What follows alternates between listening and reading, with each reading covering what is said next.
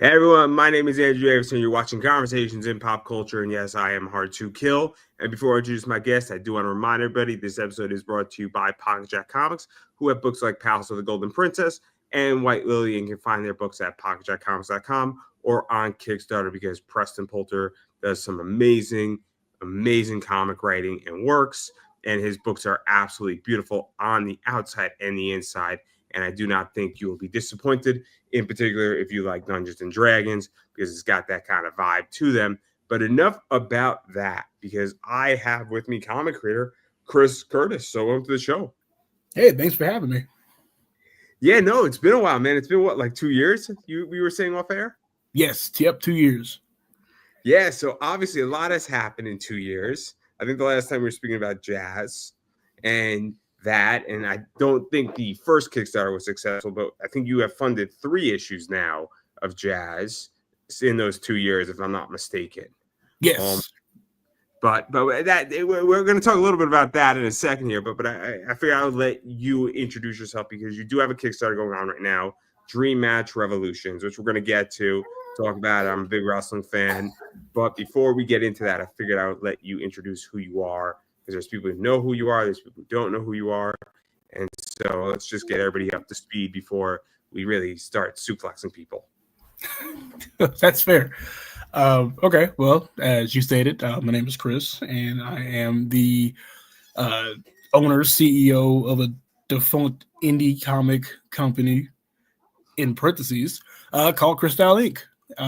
I write many things, notoriously known for jazz, and Dream Match Revolution. We have Good Blood Money, and recently, before we did Dream Match 2, I started a new series called Braveheart Exile.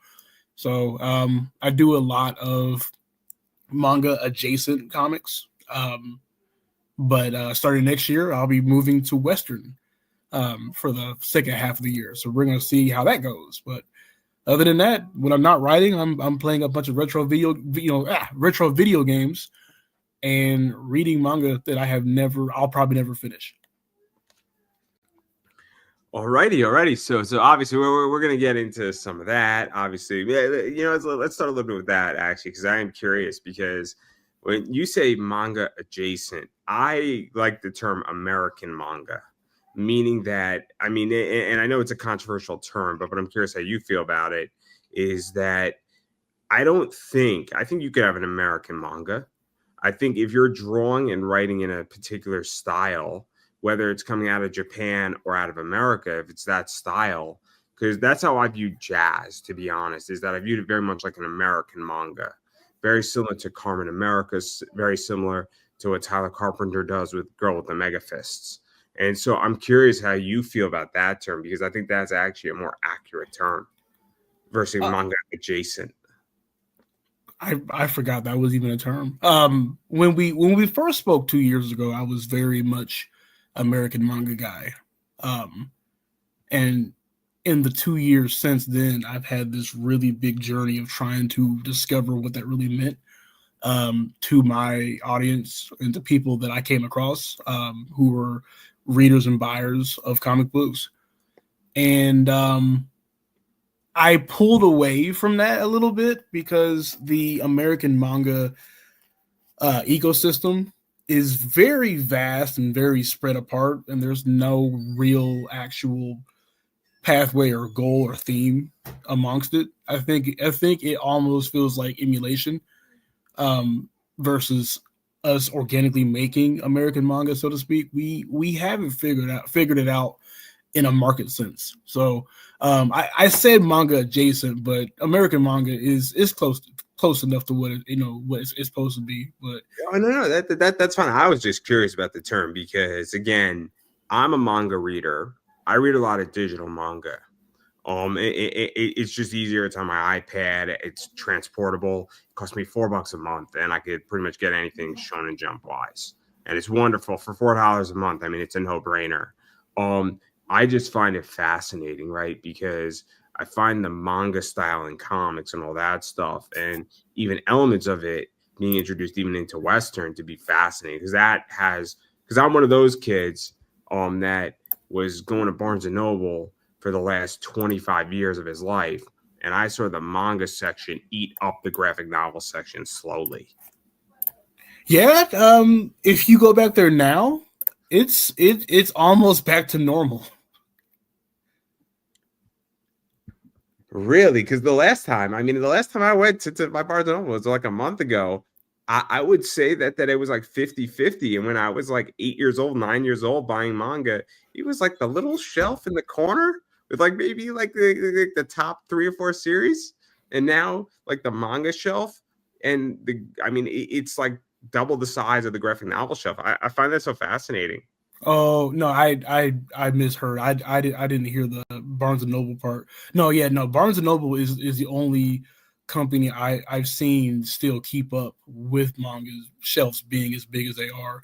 I was thinking about like Walmart and Target last year and the year prior, when they went like full on manga like shelves, and they have now diminished down to like a small section now. I don't remember Target having manga. Like I go to Target frequently and I don't really see manga in Target all that often, but I'm not also looking for it in Target, so maybe that's why. But I digress. But I do want to get into your comic book that you got going on Kickstarter, because that's what I think is the most interesting stuff right now. So obviously we have Dream Match Revolution, and this is the second issue. And before we dive into it, what's going on with it and everything, what is the basic concept? Because it is a wrestling comic. And I do love wrestling. For those who don't know me, I mean, I'm a huge wrestling guy. I'm a Cena mark. It's all right. We can all get over it. Everybody can point their finger and you can say you can't see me because, well, we're just doing audio today. But anyway, you can explain your book. Certainly. So Dream Match Revolution is a inspirational story that is made to give the reader ammo into fighting and finding their own dreams, so to speak. In Dream Match Revolution, you follow a rookie wrestler who is underperforming at the behest of her general manager. And her only goal when she joined the company is to wrestle her idol.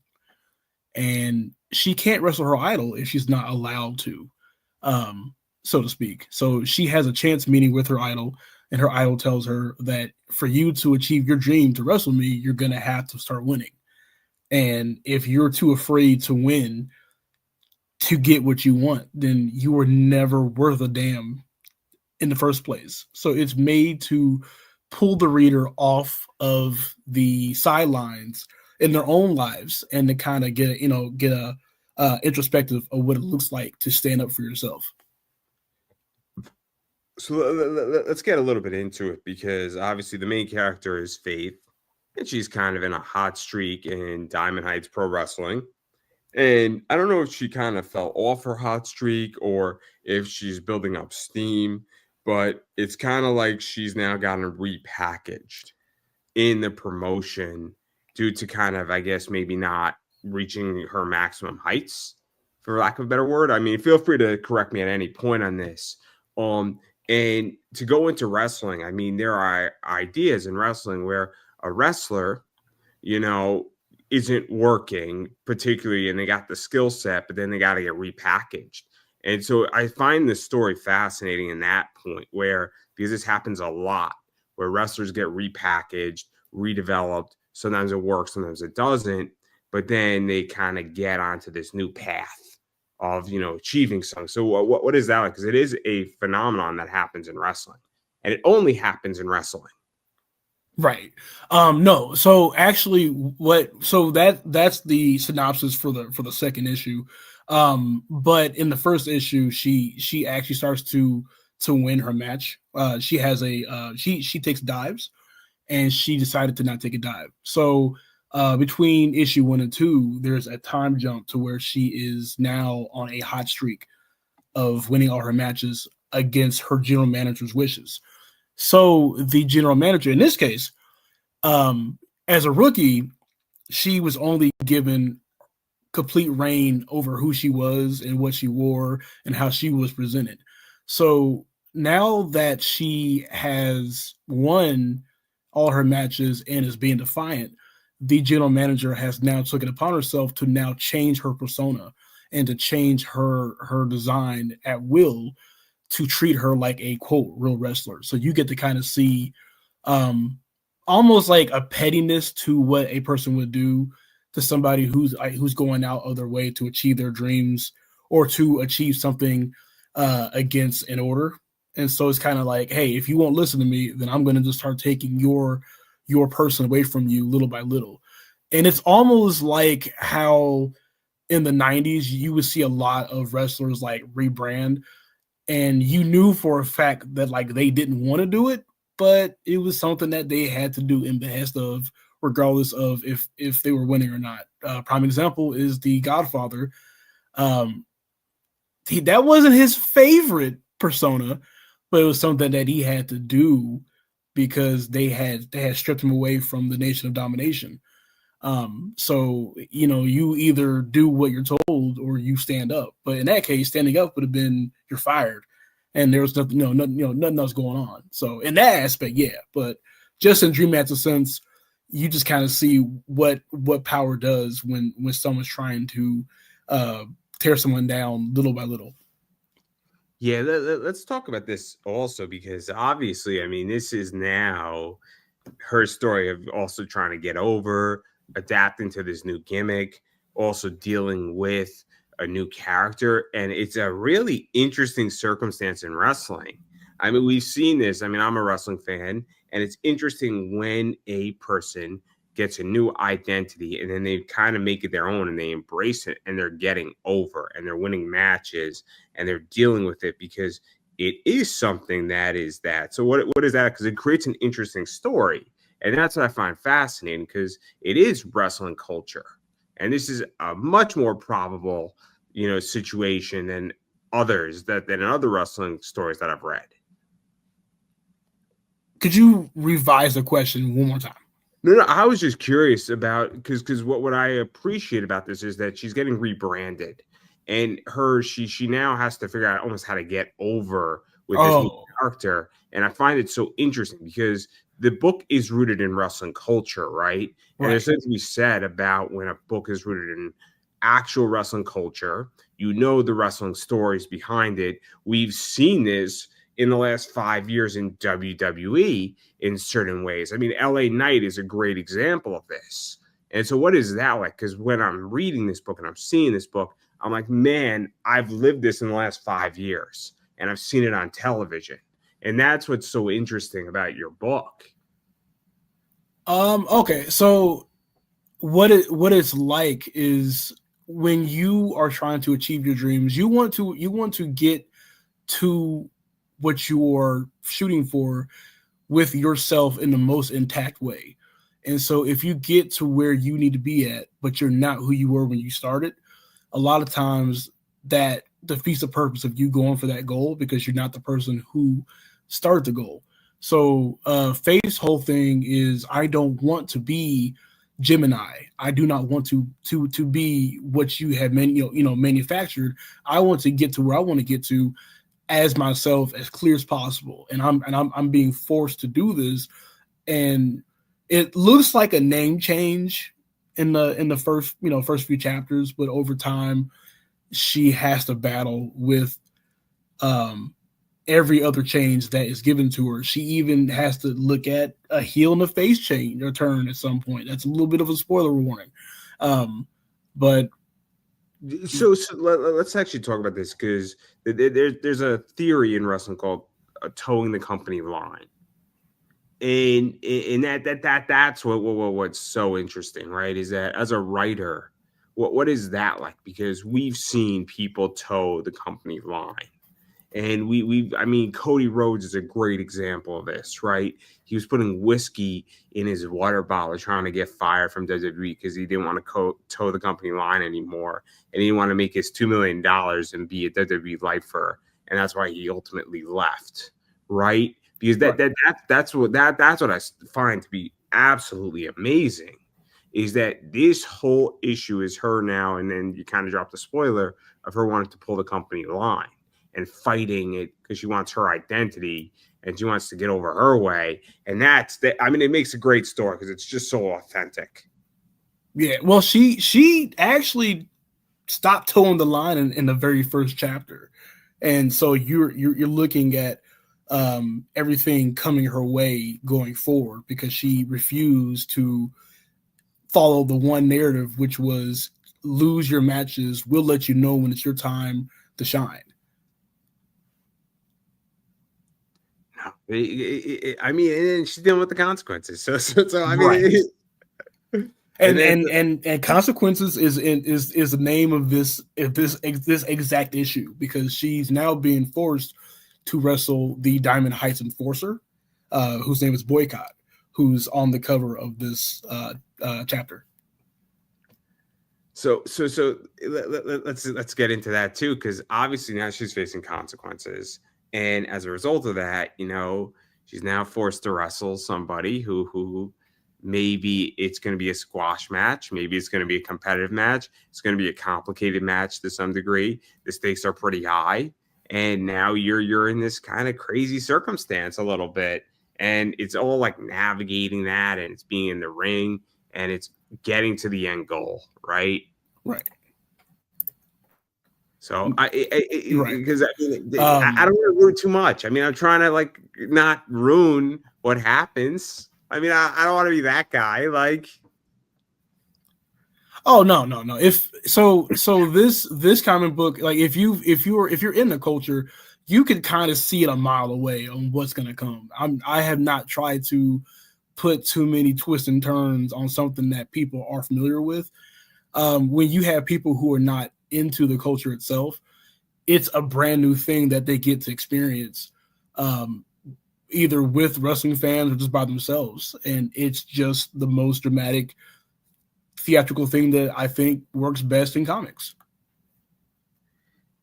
Fair enough. And then the other thing I want to talk about with the book is that, you know, other people have done wrestling books and they've done it with men. And this is obviously female wrestling and women's wrestling. And I'm a big fan of women's wrestling. I enjoy, you know, places like Girl Fight. I've enjoyed places, you know, other people and other promotions that are all women. Joshi wrestling places in Japan, you know, I thoroughly enjoy. And so what is that like? Because I think it also provides a different perspective in this day and age when you have it more just females wrestling and women's wrestling just versus the men's. And I'm curious even the rationale behind that, because I think it's interesting to take that perspective versus a masculine and male perspective. Well, so me writing women wrestlers is just my actual writing style. I predominantly write female characters in protagonist and like antagonist roles. I don't have an issue writing men. I just feel better writing women. It's much easier. I can't really explain it. Some people have read my stuff and have been like, okay, cool.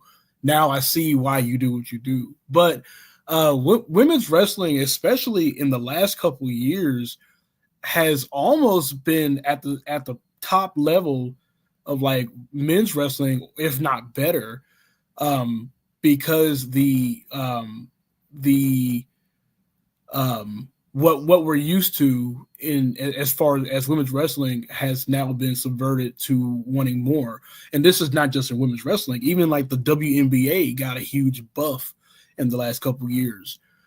People are wanting to see women do the most regular things, and they're willing to put time and money into it. But you know, men's wrestling is fine. It's just it has gotten very shallow at certain points. Women's wrestling can be shallow, but like as far as like men's wrestling, it's kind of been, you know, 1-2 style. Let me ask this too, because I also think, and feel free to call me out on this, is that if you have, I mean, I feel that to some degree, if you have a men's wrestling book, you have to be more gritty to some degree with it. You also have less places to hide as a artist and as a comic writer. in a men's wrestling book. It has to almost be bone to bone contact to a degree. Where I feel with women's, wrestling and women's comic book writing, for instance, you might have a little bit more maneuverability. And then the other thing too is that you also have more cover options, and you might also have more art options to a degree as well. And when you're building a comic book, I mean, I don't think that these things can just be brushed aside, if that makes any sense. No, that makes perfect sense. Uh, a fine example is you've heard of Tap or Die, right? Oh yeah. Stokes book, right? Well, Stokes' book, yes. Story by me. That was actually my prototype for what Dream Match is now. But as you said, when you It's a grittier book. It's a grittier book. It's a grittier book, and it's not something that I was like that it fit the way that I write certain people. You have to have an edge, and you have to have the edge almost the entire time. When you do women, you can actually maneuver the edge to certain characters, and then you can have different personalities that are not of that edge, and it just makes for a much better experience. I mean, to go even further, and since you brought up Tap and Die, Stokes, when there's nothing wrong with the book, right? Right. But when he does a suggestive sexual female cover, and it's an awesome cover, I don't have a problem with it. The cover doesn't fit. To be honest, it really doesn't fit in the rest of those covers. And this is and then I think Stokes did a nude cover when he ran that campaign, and it didn't fit, right? And this is what I mean. And it's not, it just didn't fit, right? And I don't want to like attack somebody when they can't defend themselves. But when you have a book like your book, you could have a nude cover, and you could have, it's an all-female wrestling promotion for the most part, and it's a female wrestling book. So if you have a sexy girl on a cover, it makes complete sense. Like, and that's why I think this is also interesting, because from the business perspective, I mean, you got I'll show the cover right now, like this right here, everybody. This is, this cover makes sense in your book. Yeah. Originally I was gonna do some do actual raunchiness. I was gonna have some of those lewd moments when I was first trying to theorize how I want to do it. And the more that I did, the more I was like, well, I think the people in my book, not to criticize other people, I think when you have an all women's story, you really should shy away from, unless the story calls for it, you really should shy away from those moments, because that may take away from the impact that's probably more important than the shock value of a breast. So actually, I in the very first campaign, I had people that were like, "Oh wow, you don't have a nude cover at all. That's so new." And I was like, "It's not new. I just felt like the story didn't need it." And you'll never have a moment in the series where that's prevalent. This is so interesting, right? Because I don't know how much you know about me, but I know Ariel X. Ariel X, not to get too crazy with this, but she ran Ultimate Surrender with Kink, and then she does her own thing, Evolve Fights. Obviously, it's competitive wrestling that is pornographic in nature, for lack of a better word. Real competitive wrestling, real grappling, all that stuff. And then there's nudity and some other stuff that happens in that, right? So somebody left a comment on my YouTube and said, "Oh, it's such a shame that women's wrestling came to this." And my response to the person was like, "What are you talking about? It's not like anybody forced Ariel X to do this, but at the same time, I don't want the women in WWE to be topless. So because it's not necessary. But if you want that and you want to do an all nude female wrestling book, if the story calls for it, who cares, right? But like that I find it so interesting and actually quite refreshing that you're like, I don't really need to do this in this story, because there's no point in this to have nudity. Like it doesn't add anything to the story. Right. So what is that like for you? Because that's kind of a cool thing to some degree in today's age in Kickstarter land. I mean, like, do I still have covers that are like that on certain stories? Yeah. My rule has always been, if the book itself in the interiors doesn't have a nudity or doesn't have a certain rating, then all of my variant covers have to follow that exact same rating. I've never liked just having them just to have them, even though Kickstarter backers go crazy for them, which is it is a marketing or selling style. Which once again, I'm completely cool with whoever does it. I do it too, but as long as my story involves it, then I will have at least one, if not several. My only like mature rated book is Good Blood Money, so that one will have multiple covers like that. But Dream Match, even though it has all women wrestlers, I mean, even on this campaign, I had I forgot the Japanese wrestler, but she posed nude with her championship belt covering her, and it was supposed to be a like physique statue, but people found it sexy. So when I put Boycott in the very same cover, it was to have that same look where it's like, yeah, I know she's naked under the belt, ha ha ha, but it was supposed to be physique. So people who are part of the culture will look at it and go, oh, I get that. People who are not part of the culture will look at it and go, ooh, that's sexy. And So it's all about spreading it out thin. you mentioned something interesting, right? I'm going to ask you a question in which that, and I think you touched on it, but there's a level of integrity, right? That I think people need to have. And I don't really know, and I'll be honest with you, and this is just my viewpoint, and feel free to disagree with me, but I feel that a bunch of people have lost some integrity in Kickstarter, where they will break rules, and that if your book has no nudity, but you do a nude cover, it's almost like false advertising to some degree, because what you're selling is that, and Xenoscope is guilty of this too, in which that it's like there's no nudity inside the book, yet you have a topless cover. And to some, I mean, I feel integrity gets lost a little bit, and I get that people want it, but at the same time, you mentioned it, and I'm just curious, even like how you came to that conclusion, because I think it's a good thing to kind of be honest and say what's on the cover is going to be what you get in the book. When you do Kickstarters, you learn pretty fast that there are people who will buy your book and never open it, or they'll at least buy two copies, one cover they like, one that they can just open up and read the whole thing in, and then they'll just collect them. So it's it's Well, it's a it's a large audience of people who just like to collect nude covers, and you just want to give them as much as you can because it does bump your funding up. So if your main goal is to make more money, you're going to do the thing that makes more money. See, it's interesting that you bring that up. I have a very different opinion on that.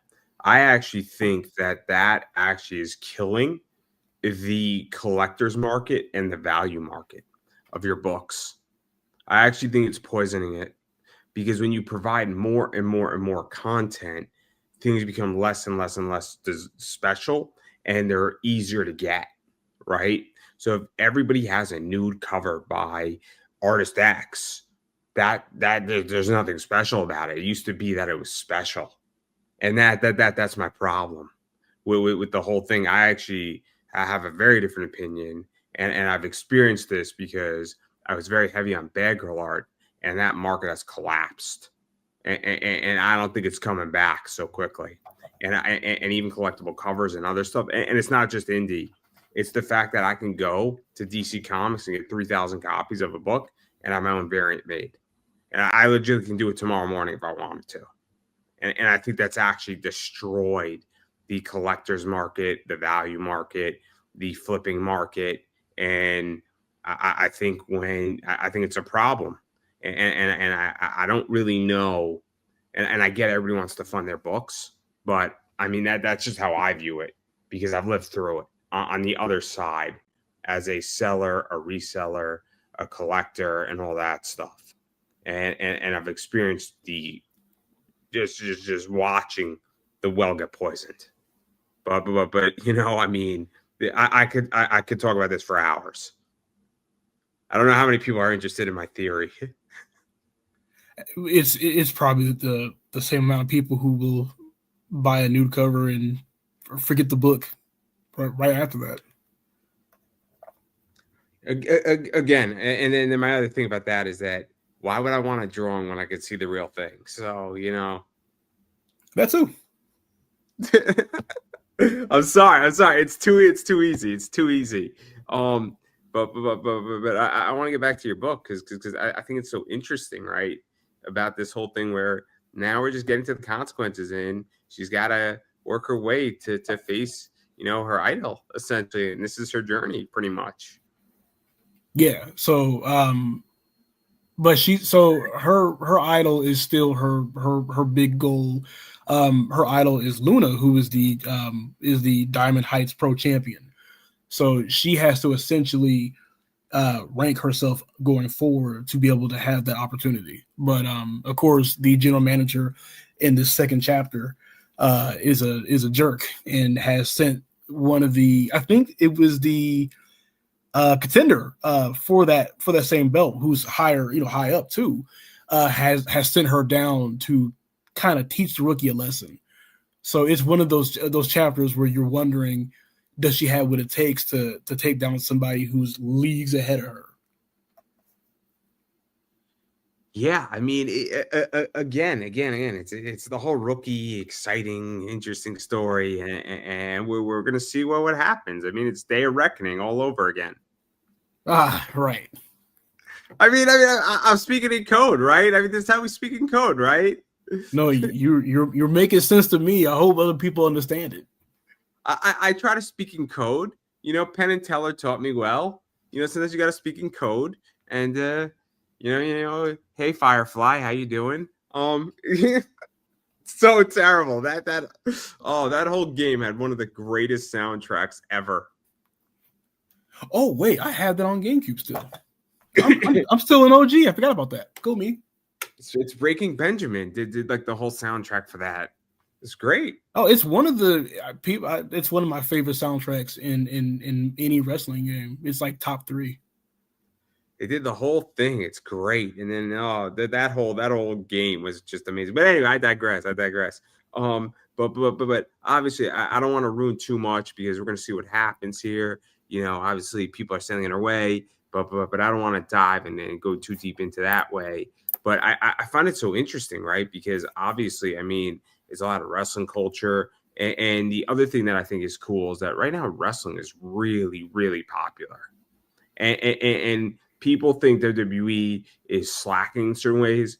But I mean, we got John Cena's retirement in the next 4 weeks. We got all these great wrestlers, and WWE is killing it. They just signed a big deal with ESPN. And so what is that like too? Because people are really into wrestling now. And it's been on the rise, I would say, for the last 4 or 5 years. And so doing a wrestling book right now is really cool because people are really interested in wrestling. And so what is that like for you from a business perspective, from a writing perspective, and even, just getting people to read it? Because it's just an easier read, I think, right now. Wrestling, it has been popular. The only issue is that the ticket prices have not been popular.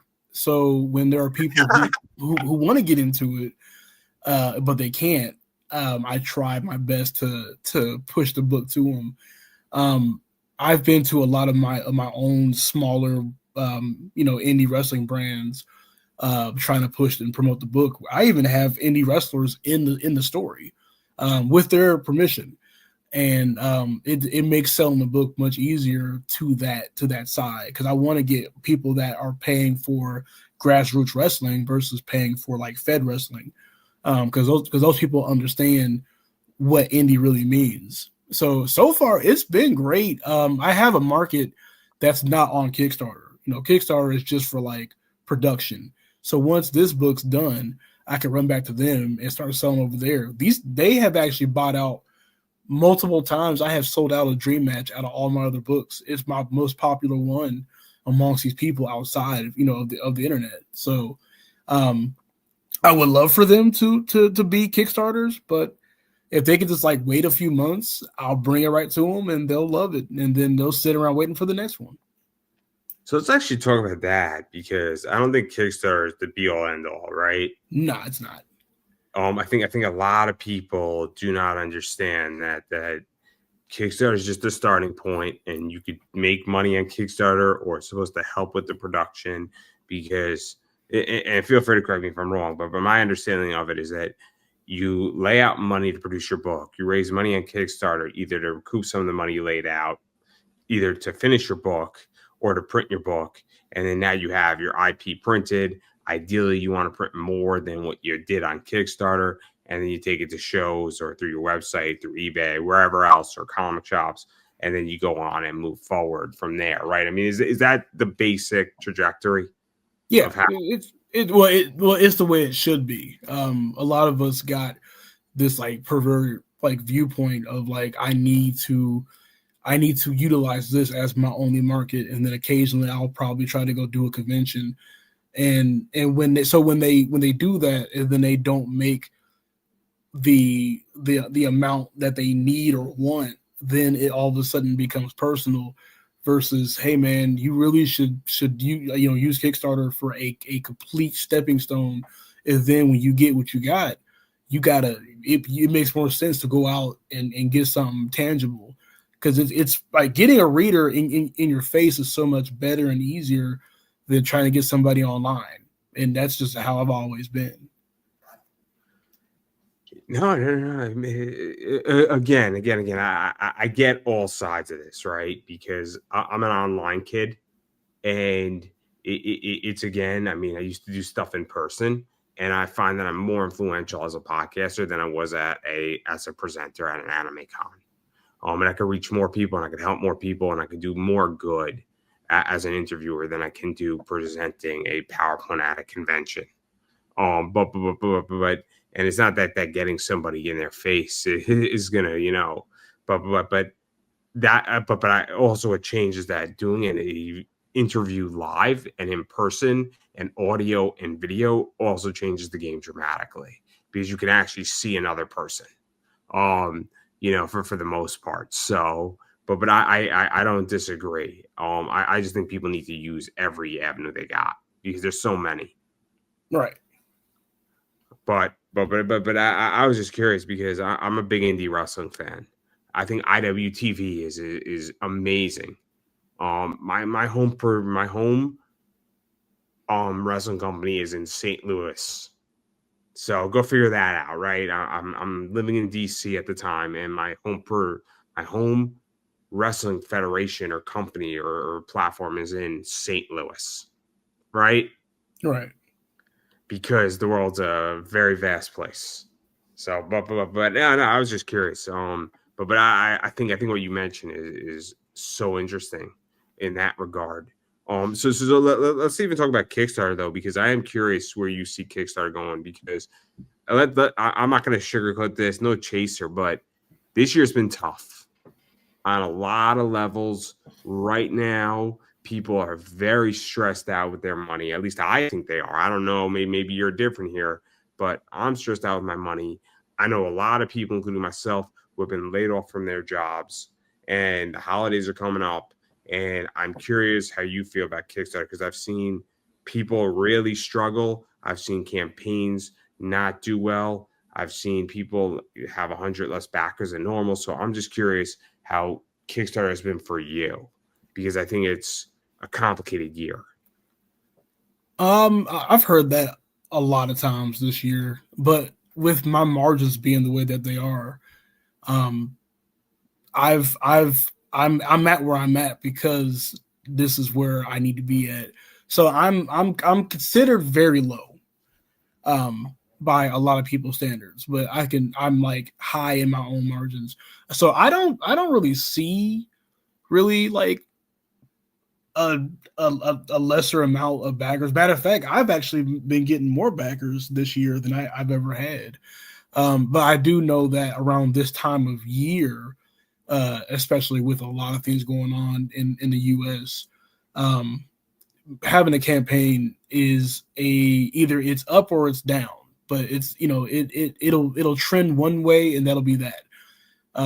So, but I still released a Kickstarter regardless because once again I have low margins, so I can take what people would consider a loss because a loss to you is a win to me.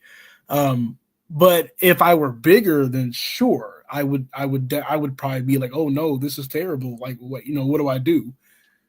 But I don't see a problem. So the reason why I asked the question is that I'm just curious because I ran a Kickstarter. It wasn't for me for this show. Got a lot of shit for it. Said a lot of shit. Pay to play, which is a complicated, debated issue that nobody wants to talk about in this sector anymore. Because they all know I'm right, and I'll quote Colin Hurd: "It doesn't matter how many times I'm right. You're still going to argue with me." So, but Table and Colin Hurd. The reason why I ask is that I'm just curious because you're producing comic books, and I just want. I mean, I have a different perspective as an outsider looking. I'm looking into the house, and you're looking out of the house. If that makes any sense. Right. So that's why, because with Diamond having issues, a lot of people getting screwed out of money. Both, I just had, I think, Alfred Page on, and he used to go through Diamond, and now he's entered the Kickstarter game. And so I'm just curious how you see all this because I don't know where it's going. I really don't. And I'm so curious because it's a mess that's not going to resolve itself in the next week. No, it's not. But that's a part of the market that I'm not familiar with. Because once again, I run very low level, and I would like to probably go higher level at some point, but don't know if I will. Do you feel that with Diamond now being not great and Lunar really not necessarily being great either per se, that it has definitely forced? Do you feel that it's going to force more entry into Kickstarter? Do you feel that more people are going to be turning to crowdfunding? Do you feel that companies are going to get more creative with it? I mean, because I don't know how you see it, or do you say, I'm going to just do me and the market's going to do whatever because I don't really care, right?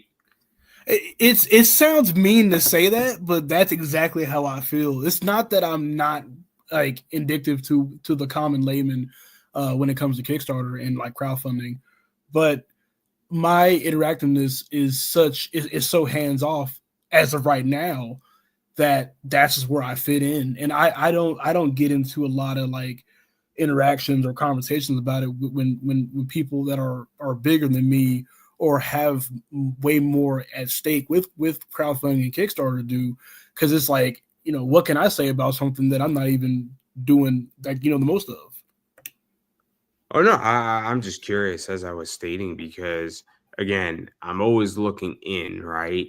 And I'm not looking out. And I have a viewpoint that as somebody buys and sells comics and buys and sells cards, I have a very different reaction to what has happened in the comic industry in the last 5 years. And it's not a positive one. It's really not. And I've said this before, I think we are at the platinum age of storytelling. And I think we are at the, what's below bronze? What's below bronze? Coal. We are at wood. We're at wood. Wood. We are at the wood age of the amount of content out there, meaning that the best stories I think are coming out right now. And the reason, and some of the largest number of the best stories are coming out. And the reason why is that so many stories are coming out, right? So if 10% out of everything that is published is great, and you have 1 million stories being published, you have 100,000 great stories. But the production level, the selling level, the collectability level is the wood age. And it's weird because some of the greatest stuff is being written right now, but there's also abundance of it. And this is how I feel about comics, is that I don't know what's good anymore. No, but also with comics, not knowing what's good anymore, now you get to make that exciting plunge into try to figure out what is good again. Not for $25 an issue. No, well, that's the price of the game. Not for $25 an issue. I'm sorry. like I'll take a risk for 15, but not 25. 25 is a little too high for me. Especially if you're gonna do 6 issues at $25. That's a lot of money to ask. It is, and I don't know when you talk about like that's called buyer's trust, and when you talk about that, then that's an actual integral problem with a lot of campaigns where people are presenting a product one way and then releasing it a different way, and it even goes back to the covers you mentioned. So with that being said, I do have something to say about that, where that can also affect a lot of people down the line when we have people like that who are presenting a book or an IP a certain way, and then it's not being a way that it's supposed to be done. So yeah, I see that.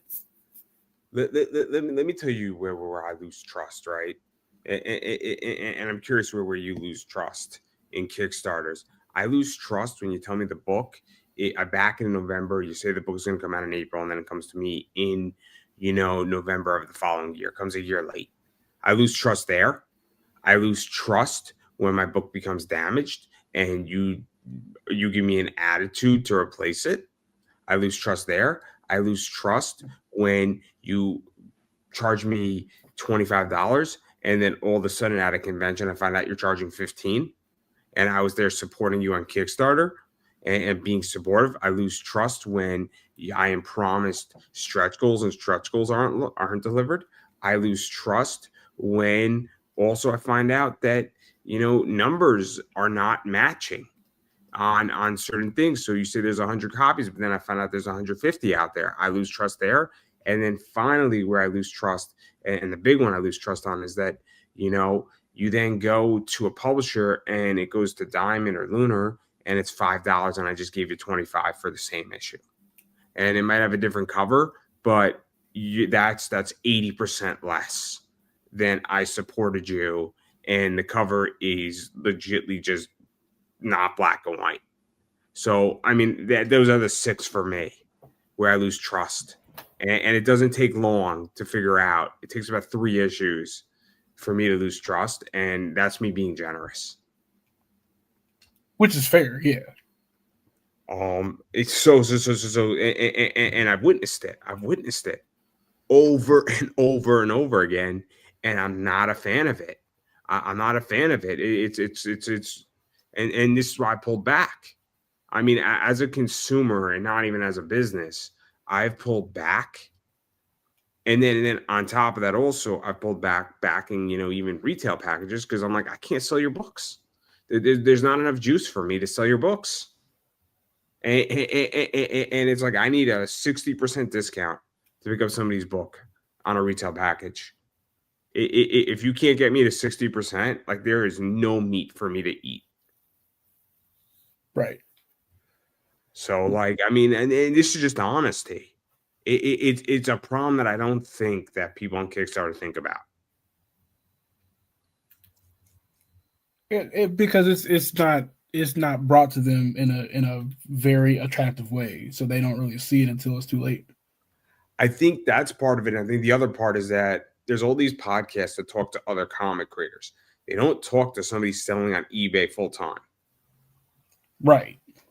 I don't go to my burger shop to fix my car. I go to the mechanic to fix my car, right? If you can find me a burger shop that does that, I'll do that too. I mean, you order your hamburger and they fix your car. That'd be great, right? That'd be awesome. See, this sounds like a business idea right now. While your car is getting fixed, please order a burger. You get a 10% discount if you're getting an oil change on your first oil change. So as the oil's being changed, you get to eat your burger, and fries. But we don't use the oil from your car to make your hamburger or the fries. We keep those things separate. You know, peanut oil oil changes do well. I don't know. Maybe I'll just buy a Tesla. It'll probably be faster and easier. I was going somewhere and my friend decided to test his Tesla self-driving car and merge it onto the GW bridge. So good. That was a fun day. Apparently the car could merge into a busy bridge perfectly fine. So go figure that one out. But anyway, not the point. But yeah, so I was just curious about that because that I'm always curious, right? And then I do want to show covers because covers are fun, right? So we got this one, which is cover A. Yep, and that is Boycott right there. So who is that? That's Boycott. Yeah, that is the Diamond Heights Enforcer. So we got that, and then we got this one right here. That is Faith as her new persona, Gemini. She's just trying to make the best of it.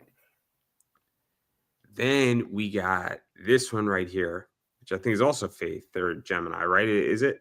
Yeah, it's Faith. I also had this done during John Cena's heel run. And then the moment I got it finished and given to me, he went right back to Face, and I was pissed off. I almost didn't want to sell this, but I was like, screw it. It's already done. Yeah, we're going to talk about that too. But what is that like? Because obviously people really enjoyed. So I'll be full disclosure here. I'm a big John Cena guy, as I stated, and I'm purposely picking up a lot of John Cena cards and some other stuff because I know that stuff isn't going to be made again. So, what is that like? Because I'll be honest with you, I was happy with that heel run for the brief thing that they did for the 5-6 months they did. I thought it was good. I thought it was solid. And there's people who are going to look back on this and say, well, I'm glad we did it, right? I did not like the heel run. I mean, I might be. I'm sorry. I'm being mean. I'm sorry. Please continue. I might be. It wasn't that I didn't like it. It's the fact that like they didn't do enough with it to where I felt like it had value, and then he just like decided to just go face on like a random week show, and then I was like, well, that was a waste. So it was a weird few months. But the reason why I bring it up is that when we look back on this, and I think the heel run's actually going to age okay, right? There's going to be a position that I think with that variant is that it's kind of nice when you capture that moment because I'm glad they did it, right? And so that's where I was going with this is that I think it's nice when you do covers and homages and things granted back to a time where something was being done in a unique way that was fun to see, right? I mean, and so what is that like for you? Because if you're at a convention, I mean, his heel run's not going to be forgotten for a while. No, but also all my variant covers don't move with me when I move outside. So I try to keep them as like Kickstarter exclusive as possible. But even still, I mean, if something comes to your Kickstarter, I'd be pushing that shit out like crazy, especially right now. I mean, fuck it, I'd be pushing that thing out like freaking hotcakes, man. Because it's Cena related, right? And anything Cena related is gonna move right now. So that's why I bring it up because I think it's smart. So that again, I'm a big John Cena fan. So there we go. And then there's this one which you spoke about also before. Yeah, I really wish I could remember that damn. She was a Stardom wrestler. I just can't remember who she was. It's not Aisha Raymond, is it? You could say the names, and I'm gonna say sure. No, I don't remember who it was. All I know is that she's kind of older. And by older, I'm thinking like 2000s. It wouldn't be Bull Nakamo, would it? No. It was no. Bull was not. No, it wasn't her. That one I do know. It was like a red haired one. It was like Io Sky, but it wasn't Io Sky. It wouldn't have been. Oh shoot! Yeah, trying to think of who it is. Oh, I have an idea. It's one of four people. I can't think of their names off the top of my head. I mean, it's not Jordan Grace, right? No, I love Jordan no, Grace. no. She was Japanese. Jordan Grace could be Japanese. How do you know? Look at you. That's true. I'm so sorry. This is just terrible. It's just so terrible. Oh my god, I remember Jordan Grace when she wasn't jacked. Yeah, I remember that too. Oh my god, Jordan Grace is just a beast. Jordan Grace has an interesting book. She has a dick pic book. I'm not in that book. I want to make that crystal clear to everybody before anybody asks. She has a what? Not in that book. This is new to me. So the story is that people would send her dick pics. So she said, fuck it. I'll put everybody's dick pic who sent me and like their Twitter handle in a book, and then I'll sell the book. I get it now. I thought it was pretty funny because things are funny, right? Like that. I think because I'm not in the book, what do I give a shit? I thought it was hilarious. I just asked her for an interview. That's all I wanted. But I again. But yeah, no. I was just So I digress there. But obviously, those are the 4 covers. Then there's a bunch of bundles. Then there's a bunch of other stuff, and then you also have an interesting one that's sold out, which is you can get drawn into the book. Oh, people love that one.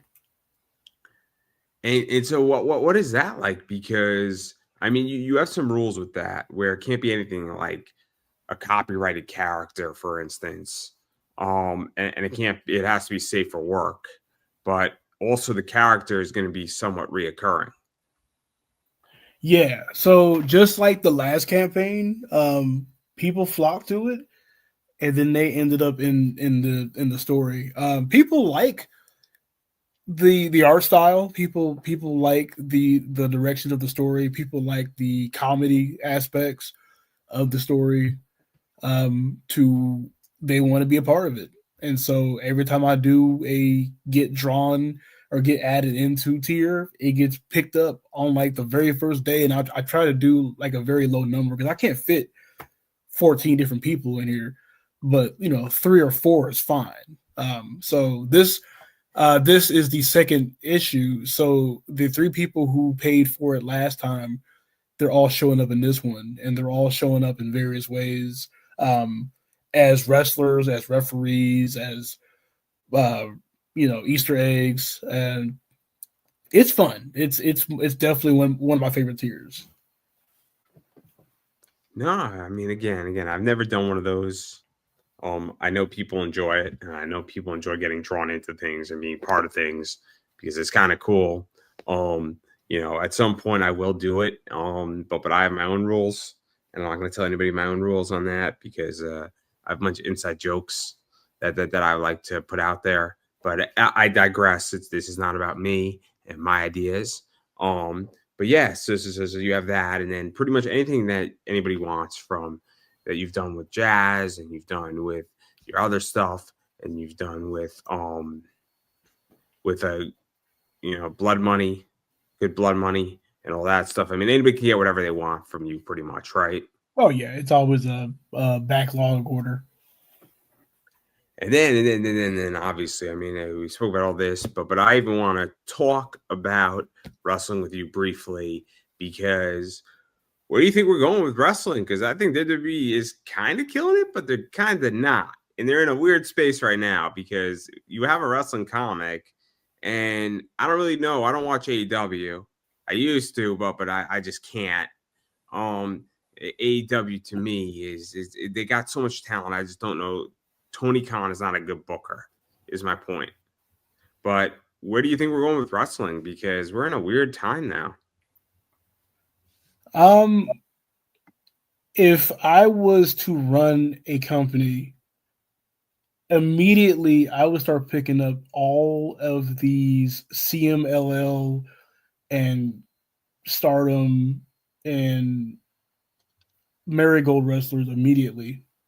Just immediately, just start getting them because the future has been looking so much Hispanic Japanese.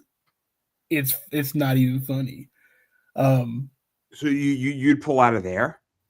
I would, and I and they already are. I would actually pull out of somewhere else. I would pull out of New England. I would legitly sign. And this is what's crazy, right? I mean, I think that there's a few wrestlers that WWE should be signing right now. Alec Price is one because Alec Price is just a gift. That guy is just so talented and he's so good, and he's only gotten better. I would sign Akira because that guy is just wild crazy. And then I would be pulling out of New England. I'd be pulling out of all these like kind of crazy places, right? Like I'd be pulling out of Beyond Wrestling, Wrestling Open, and other stuff because I think that's where all this is going. And so, I mean, because that's where Christian Casanova came out of. That's where Josh Briggs came out of. That's where Anthony Green came out of. And so like I think that we should legitly just sign exclusive deals with like Wrestling Open and Beyond because But that's where all the talent is. right, but the issue being is that when you sign all these guys, what are you going to have them doing with your big bloated roster? You know, like they just signed Joe Hendry, and everybody's high fiving about it. I'm sitting there like, cool. What's he gonna do when they signed Stephanie Vicor and Julia? They were on the top. Now you're looking almost a year later, and only one of them is actually being booked correctly. Julia has been tossed aside, and she's But just as good as Stephanie. this is how I view it, right? This is how I would do WWE, right? I would do 3-year contracts, right? And so you sign a bunch of people, right? And you're gonna cut 50 to 80% of them. And I know this sounds fucked up and messed up, right? But this is a business, right? So what you have is that you have a 20% retention rate. Or maybe if we're going to be generous, you have a 30% retention rate. So great, you sign people for 3 years, you put them in NXT, you put them wherever. Maybe when they get called to the main roster, you sign them for another 2 years, extend their contracts. But at some point, a bunch of these people just are not going to work out. But you're always having, and then you keep finding the top of the top of the top off of the indies. And like I would have not let Shotzi go. I thought Mm, Shotzi was a benefit to WWE in more ways than one. that's And, true. I just think but I think that's what I would do, right? So you're going to have a bloated roster that's very cheap. But because you're going to be paying these people like 100 to 120,000, maybe a year on the top end, or maybe in year 3 you're going to be paying them, but you're going to be paying them in their first year like 60K, maybe 80 in their second, 120,000. You're going to get 3 years out of them. You're going to discover your top talent really quickly, and then you're going to cut the rest. And the deal is that they're going to become bigger stars and they can charge more in the indies because that's exactly what happens. I mean that's how I would run WWE. And I know it sounds messed up and it sounds mean, and I know it sounds like corporate America, and it is. It's no different than a sales job. The top 10, I mean, Jack Welch talks about this, right? It's you gotta promote your top 10% and you fire your bottom 10%.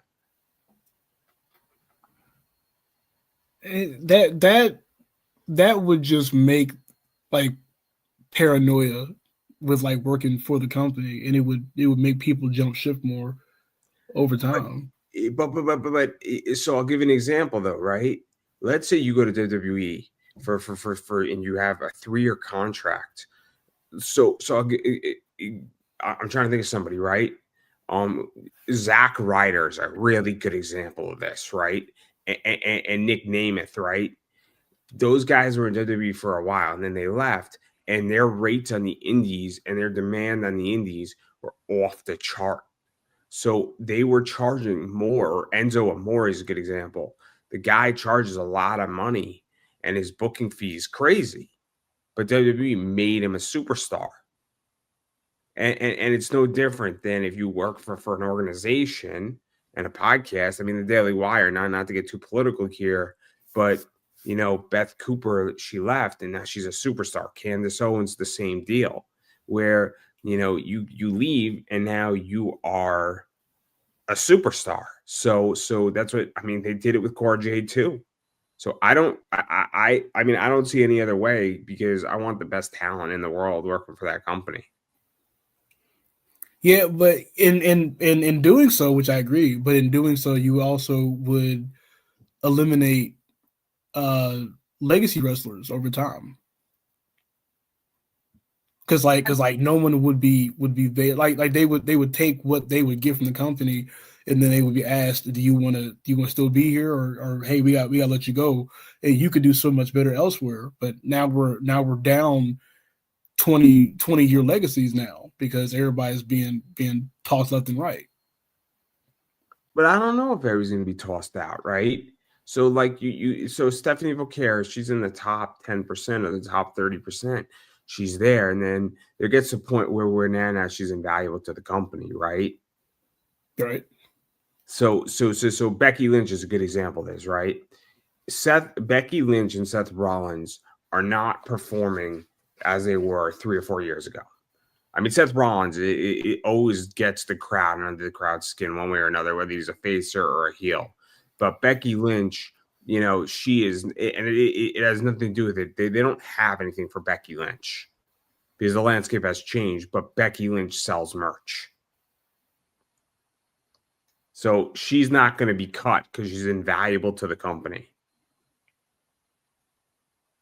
True. But going with your leadership, she wouldn't have enough time to be to where she is. I mean, look, I'll put it this way, right? It's not like 3 years you're in the bottom 10%, you're fired. Like everybody's going to be in a different time schedule, right? But what it's going to be is that let's say that we got nothing for you. We're going to just cut you after 3 years, or we're going to extend you for 2 more years, but there's going to get a point where you get cut, right? And that makes sense, right? And WWE needs to cut wrestlers a lot sooner than later. I mean, I'm trying to think of a wrestler who took forever to cut, right? Kaden Carter. I like Kaden Carter, but Kaden Carter. Exactly, right? I mean, Kaden Carter, what was Kaden Carter's contract? Was it like 5 years? Yeah. And she was kind of hot for like 1, but that also is due to the fact that you have some very bad bookers that are still working for the company, still booking the same matches. But then you have Lash Legend, who's now coming into her own to some degree. I'm afraid of, because I love her too. I'm afraid that she's going to get shoehorned into another, who is he? Bianca Belair storyline or something, and it's not going to feel like her. It's just going to feel like, well, you fit for now. I mean, look, Jade Cargill, right? That's a good example too. I'm not saying Jade Cargill should be fired after 3 years, right? That's not the issue with Jade Cargill. The issue with Jade Cargill is that Jade Cargill, for her first year, they should have done what they did with Dominic Mysterio. What WWE did with Dominic Mysterio was insane. He was on Monday Night Raw, and then after Monday Night Raw, he was booked on a plane, and it might have even been a chartered plane down to Florida, and he would do NXT training, he'd do NXT, and he'd wrestle on NXT, and then they basically turned him and made him into a superstar, talented wrestler, and he spent like 3 nights down in Florida, and then he went back on the road into Monday Night Raw. So he got the training that was necessary, and they did not do that with Jade Cargill, and that's what they should have done with her. She didn't feel like she had to because of who she was, and that's kind of in the way too. Yeah, no, I mean, again, I would cut people a lot faster. And I understand you're going to get it wrong sometimes, but you're also going to get it right. Yeah, I would say you're going to get it wrong 50% of the time, being generous, and you're going to get it right 50% of the time. But I think if you do this and you rotate enough pieces around and around and around, you're going to have a much better, more talented roster. And I think there's going to be more spots. And I think it's actually going to save money. I see that. And it's going to make my stock price go up. That's what it was the whole time. I've been a shareholder for WWE for like 12 years. At $9 a share, everybody.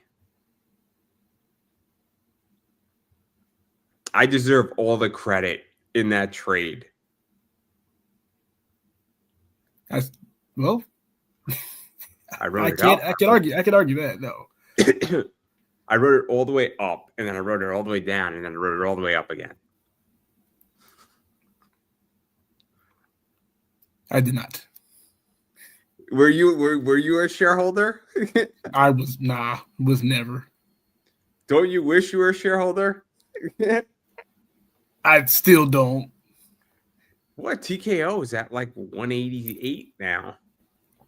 Oh, these are just numbers. I don't even know what they mean. Oh, it's like 188 a share. I still don't know what that means. You go from $9. So a stock price, right? It's what you can buy the stock for, right?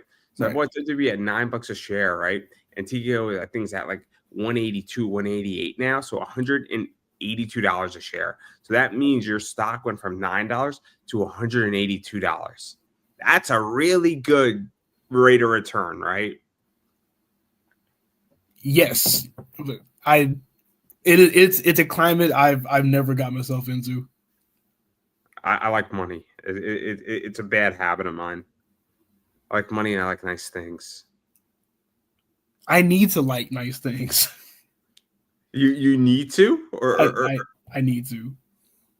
I mean, look, my favorite thing in the world is sitting and on my Sunday and watching football, and like nobody bothers me. It's peaceful, right? But again, but yeah. But I digress here. But I was just curious how you feel the state of wrestling is, because as I stated, I think we're WWE's in a weird place. Yeah, but I mean, it's not like they haven't been there before. I don't think they care. No, they don't either. Because what is the alternative? No. So I'm going to throw a theory to you. My theory is the following: they have a 5-year deal with Netflix, right? Right. So we are coming up to the first year end, right? And that is, so they have a 5-year, $5 billion with a renewal with Netflix for another $5 billion. A lot of money, right? Right. So that deal is set for another 4 years. So does it really matter if Raw does well right now, if it did well last night, if it does well whenever, or does it matter in year 3, year 4, year 5?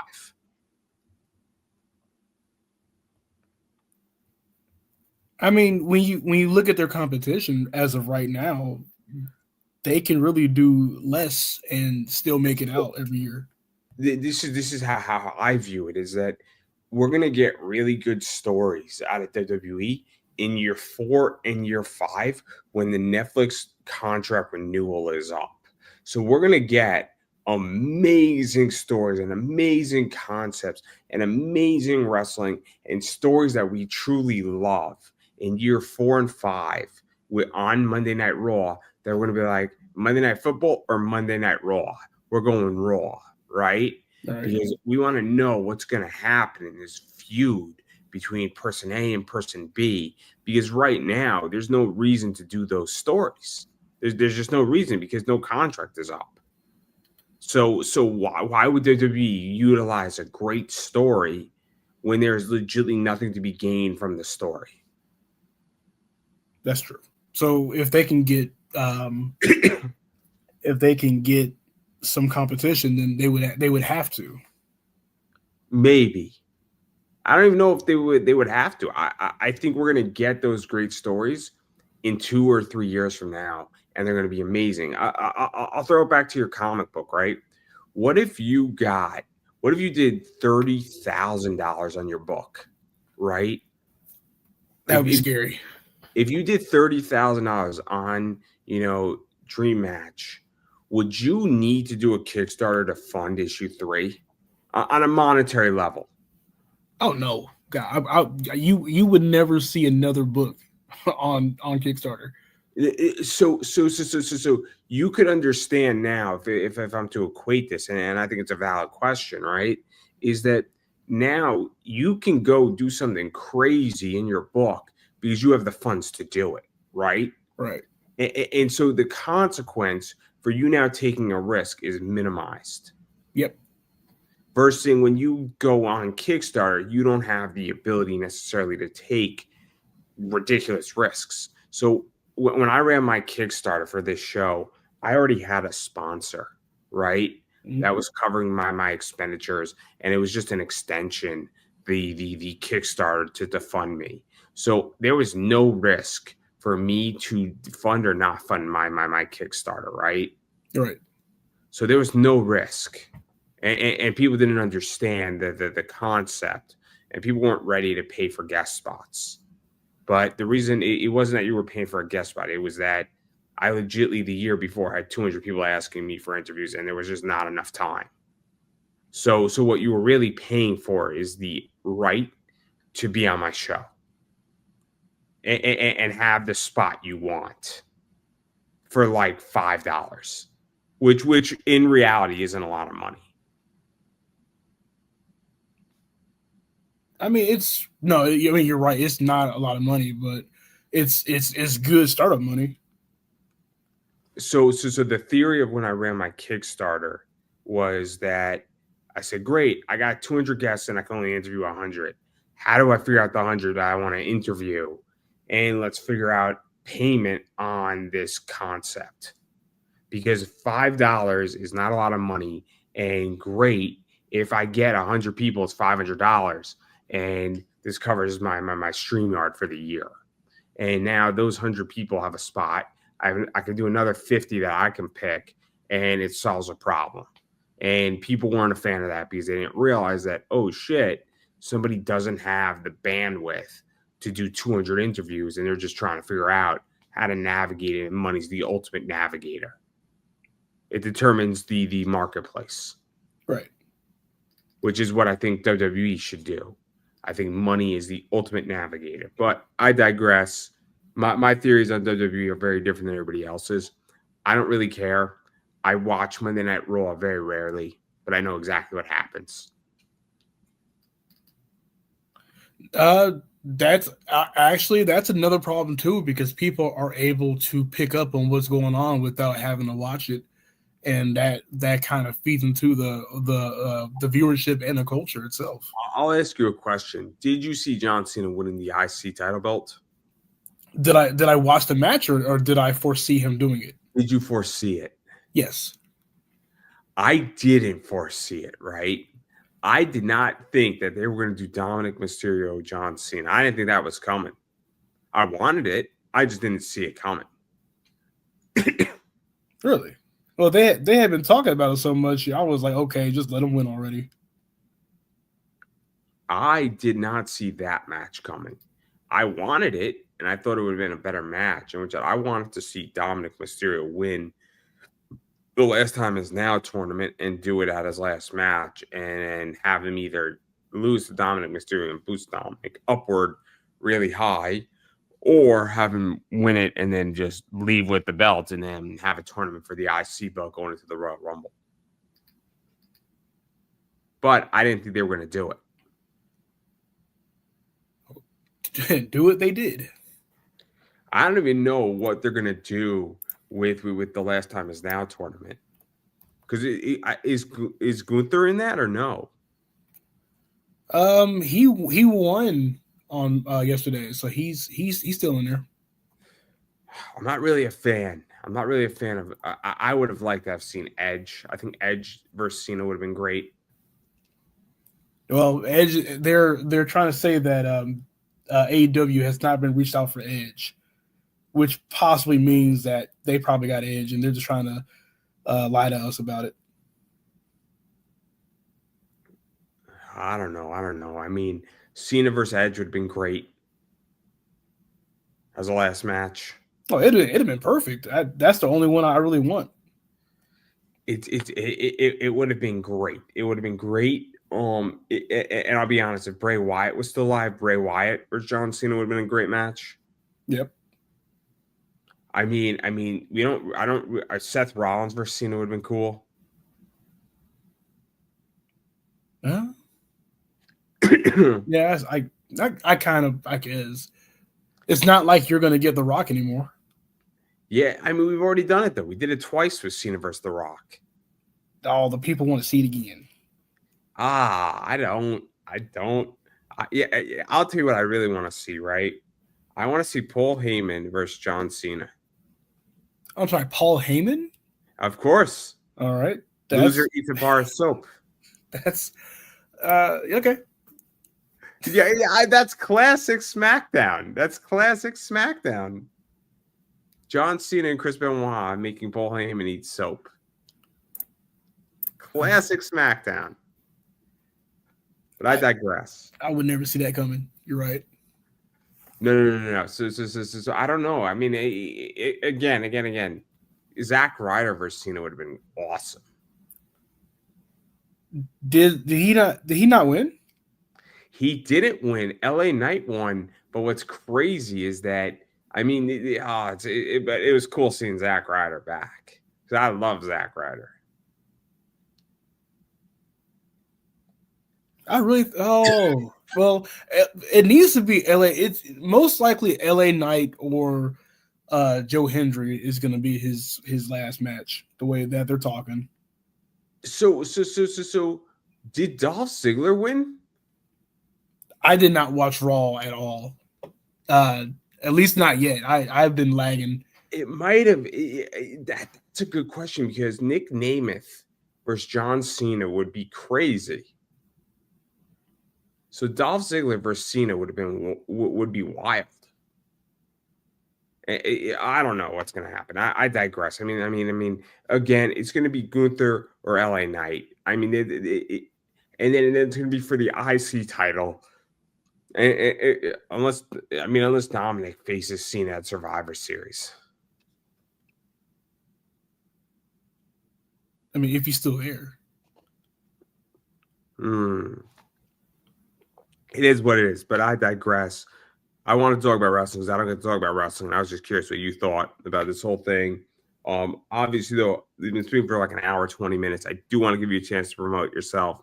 Where can people find you, bother you, hit you up, check out the Kickstarter, all that fun stuff. Check you out on social media, all of that. I am on Instagram, Crystyle_Inc. INC. And I'm on Twitter at Crystal Inc. Those are the two main places that I reside in. If you go to my bio and click on my link tree, you can see the other plethora of websites that I'm also on. So if you don't like Instagram, if you don't like Twitter, I am on Facebook and everywhere else. Just check out my link tree and boom, there I am.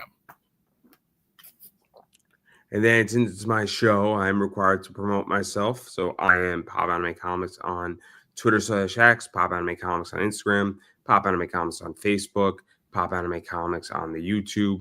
And I post a lot on YouTube. I upload a lot on YouTube. A lot of stuff is coming in January. So be on the lookout for that. A lot of content is being released, a lot of micro content. So definitely be on the lookout for that. Furthermore, I do also love my YouTube community page. Post a lot of fun stuff up there. You never know what you will find on that YouTube community page, but I promise you will be entertained. And furthermore, to go even further into this, I have almost 2,000 videos, a lot of interviews, a lot of stuff on YouTube, a lot of micro content. So definitely go to the YouTube stuff, subscribe, means a lot. And there's just so much content out there, and you never know who's going to be on my show, when they're going to be on my show, why they're on my show, and some other cool stuff in that regard. And then TikTok is Pop Anime Comics. And then I do run a business, And this is my business, guys. Look for comics and collectibles. Come shop with us on eBay at Pop Anime Comics Collectibles. And Saturday is Small Business Saturday. So please support my business and cards and all sorts of cool stuff. I have everything from $2 cards all the way upward to $1,200 cards and then some. I actually have a $1,500 card in my eBay store right now. So definitely support Small Business Saturday. Definitely support what I do. Got a lot of comics in my eBay store. And definitely do it on Saturday because you got to support small businesses, guys. If you want small business to survive, you got to support them. And as I've been saying for a long time, go to my eBay store and if you're looking for cards, comics, browse through it. If you don't see what you're looking for, shoot me a message on eBay. If I have it, I'll list it. If I don't have it, I will tell you it doesn't exist. And if it does exist and I don't have it, as I've been saying for a long time, I will then tell you that, hey, I don't have it. I know it exists. This is the person who does have it. Here's their contact info, and they'll hook you up because I got a lot of friends in the industry. So having said all that, shoot me a message on eBay if you're looking for stuff, because if I don't have it, I know somebody who does. And that's the whole point. And I want to help you get what you need to get for your collection. And I want you to be happy whether I sell to you or somebody else does. So having said all that, I'm going to give you the final word. I don't have much to say. I think I said a lot. Just back Dream Match Revolution 1 and 2 today. You guys have about 10 days until it is finished. And by 10 days, I mean you have till the 30th of November. And I don't think I could have said that any better myself, buddy. And that is a wrap.